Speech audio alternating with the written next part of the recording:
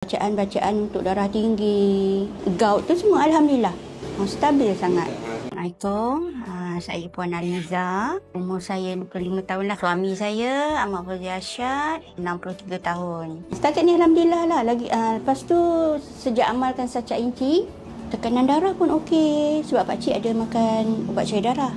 Ubat tekanan darah tinggi, kolesterol, apa semua.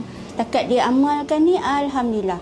Walaupun dalam keadaan terlantar macam ni, kesihatan tu, dalaman tu macam bacaan untuk darah tinggi, gout tu semua Alhamdulillah. Stabil sangat.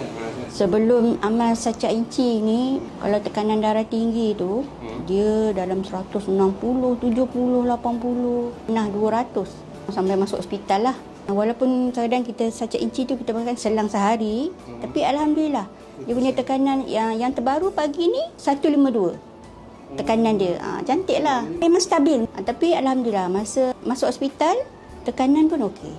Tiap-tiap rumah mesti ada. InsyaAllah memang kita dah nampak.